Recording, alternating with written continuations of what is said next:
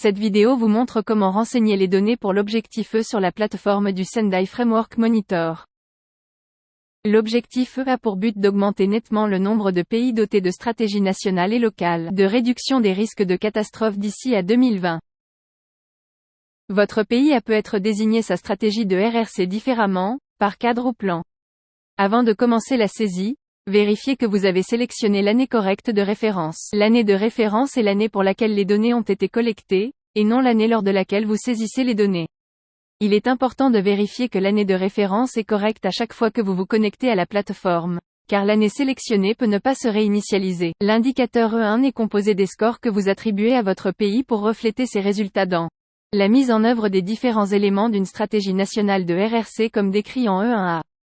Ces scores concernent 10 critères essentiels pour jauger les stratégies de RRC. Ces 10 critères vous demandent d'évaluer si votre stratégie nationale de RRC comprend des échelles de temps différents, avec des objectifs, des indicateurs et des échéances, inclus des objectifs pour prévenir la création de risques, des objectifs pour réduire les risques existants, des objectifs pour renforcer la résilience économique, sociale, sanitaire et environnementale, donne suite aux recommandations des priorités 1, 2, 3 et 4.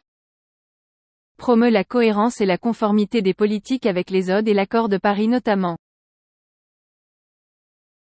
Et dispose de mécanismes pour suivre, évaluer périodiquement et rendre compte publiquement des progrès. Vous pouvez consulter la note technique dédiée à l'objectif E pour obtenir le détail de chaque critère essentiel. Les 10 critères essentiels sont pondérés de façon égale, en attribuant 10% ou 0,1 à chaque critère, de manière à ce qu'aucun critère ne soit plus important qu'un autre. La barème d'évaluation pour chaque critère va de 0 à 1 et est décrit en détail dans le recueil de notes techniques. Un score de 1.0 reflète une mise en œuvre complète et représente le score maximum. 0,75 reflète une mise en œuvre substantielle qui requiert des progrès supplémentaires. 0,5 reflète une mise en œuvre moyenne, ni complète ni substantielle. 0,25 reflète une mise en œuvre limitée et 0 l'absence de mise en œuvre ou de stratégie. Dans certains cas, un score de 0 est inévitable. Par exemple, le critère 9 concerne votre stratégie nationale et si elle promeut la cohérence et la conformité des politiques avec les ODE et l'accord de Paris notamment. Cependant, si votre stratégie a été élaborée avant 2015 et l'adoption des ODE et de l'accord Paris, votre score sera probablement 0 pour ce critère. Il est déconseillé de vous attribuer un score complet de 1, sauf si vous êtes sûr que votre stratégie met pleinement en œuvre ce critère. Utilisez la barre latérale pour ajuster vos scores, et la colonne de droit vous montrera la valeur que vous avez sélectionnée entre 0 et 1 pour chaque critère. Il est parfaitement normal si vous ne souhaitez pas décider de ces scores sans avoir consulté d'autres partenaires dans votre gouvernement. Vous êtes encouragé à décider de ces scores en consultation avec d'autres. Certains pays ont décidé qu'ils souhaitaient qu'un comité national détermine ces scores. Une fois que vous avez indiqué les scores pour les 10 critères essentiels, soumettez l'indicateur E1A pour validation.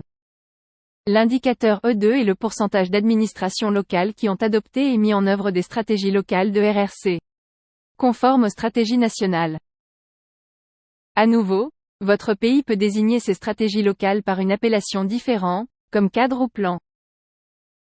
E2 est calculé sur la base du nombre d'administrations locales disposant de stratégies locales de RRC conformes aux stratégies nationales, par rapport au nombre total d'administrations locales, saisies en E2A. L'administration locale se définit comme une forme de l'administration publique infranationale responsable de la RRC. L'échelon de gouvernement local choisi pour mesurer cet indicateur est déterminé par le pays.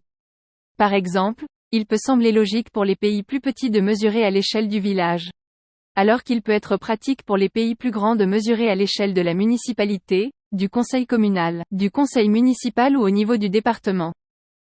Quel que soit le niveau choisi, il ne doit pas être trop élevé et rester proche des administrations locales afin que la stratégie ait un impact local.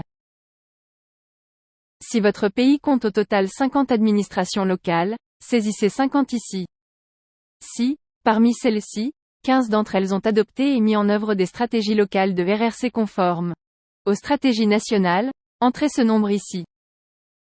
Une fois que vous avez renseigné les données pour E2A, cliquez sur « Soumettre indicateur E2A » pour le faire valider. Si vous avez fait une erreur, vous pouvez « Ouvrir à nouveau » l'indicateur pour le modifier, puis le resoumettre.